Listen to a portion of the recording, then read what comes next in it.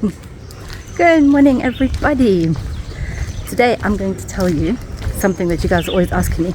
How do I manage to live on $1,000 a month in Mauritius? So I'm going to break it down for you. So yeah, I spend about 45,000 rupees a month. You could spend a lot more. You could also spend less. Minimum wage is about 20,000 rupees a month.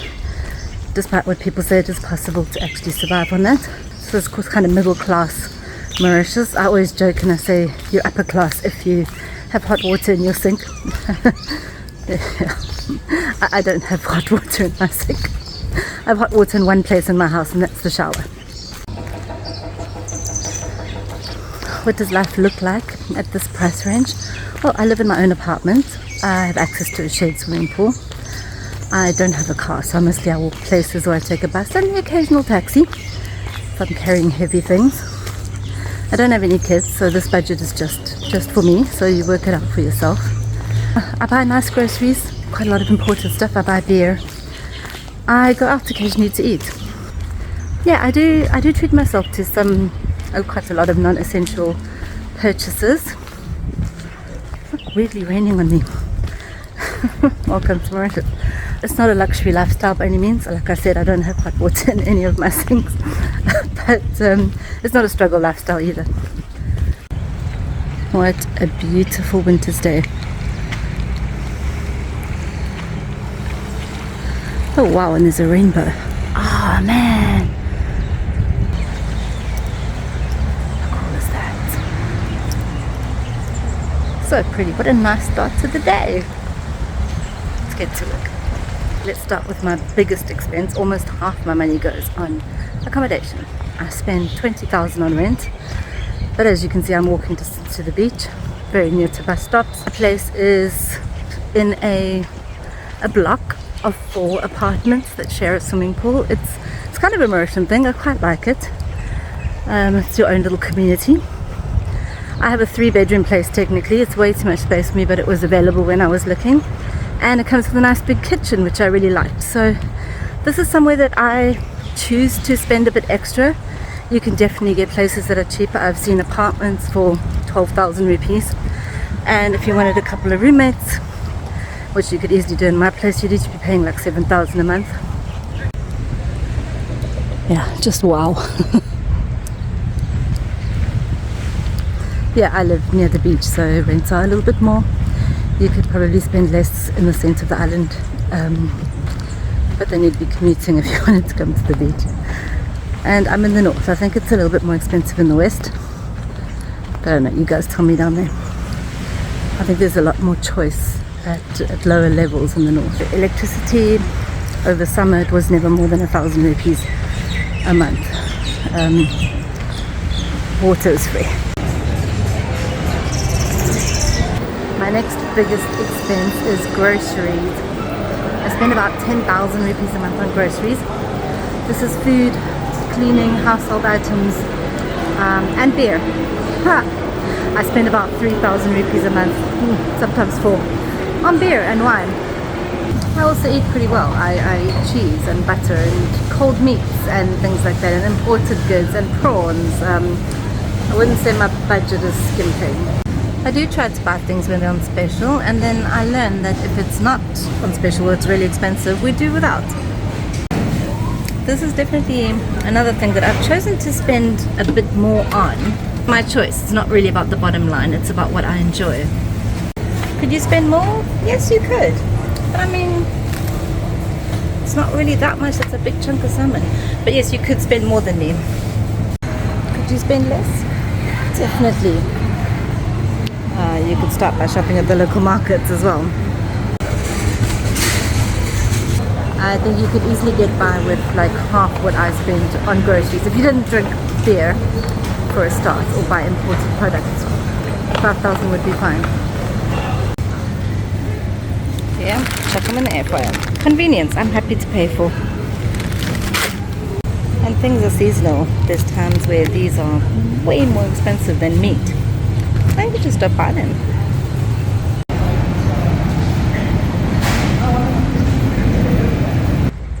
Now you're back to me at the beach. So after rent and groceries, my next biggest expense is going to be healthcare, medical insurance, health insurance.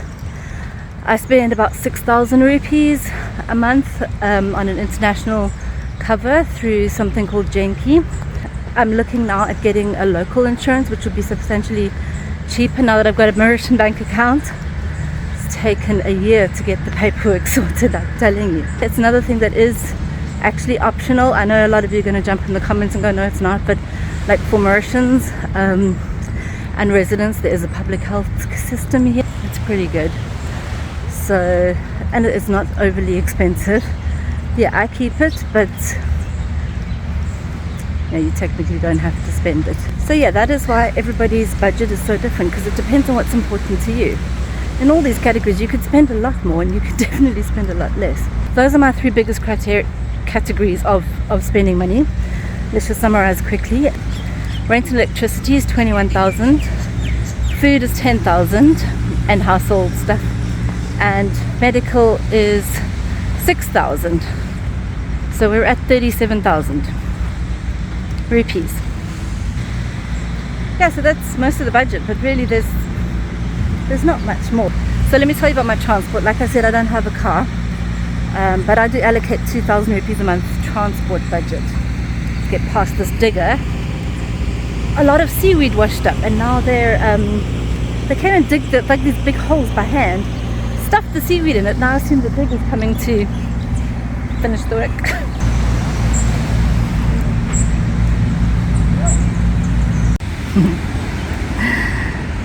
Tea break. Whoa, you guys got something in your faces. So cars, you can rent a car for about 20,000 rupees in Mauritius. Yes, again, you can rent a big ass car for a lot more, but to me that works out to about 700 rupees a day. You can probably take 2 taxis for that price and not have to worry about parking or driving on the roads and everything. Anyway, that's my mentality. So buses here, 24 to 30 rupees. Get yourself all the way to Port Louis for under 50 in an air-conditioned bus. The taxis are quite expensive, but I budget about 2,000 rupees a month, so I can take a taxi once a week, take a bus somewhere, take a taxi back, that sort of thing. It works for me. Brian and I did have a car. A lot of you guys will remember Tammy. Tammy was a 1997 Toyota Corolla. We saved up and we bought Tammy for 90,000 rupees cash. You can do this sort of thing and then you don't have any car payments. Plus the joy of like something like a Toyota Corolla is every single person on the island knows how to fix it, and there are loads and loads of spare parts.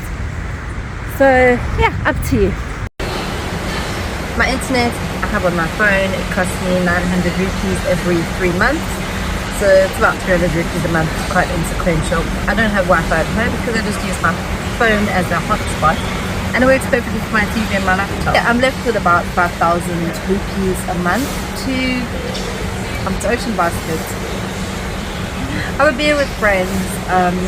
I spend about 2,000 on Temu buying clothes and things because I've been not doing any shopping for the last 3 years. Some little things for my house, things to make my life a little bit more comfortable. Just looked up the exchange rate and it's actually like 47,000 rupees, it's $1,000. So yeah, I have a little bit more that I can save up for holidays.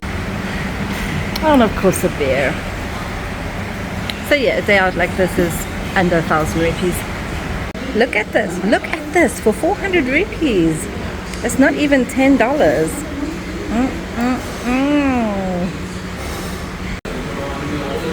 Straight in with a fry in that mussel creamy sauce. Hot, fresh, garlicky. Yum.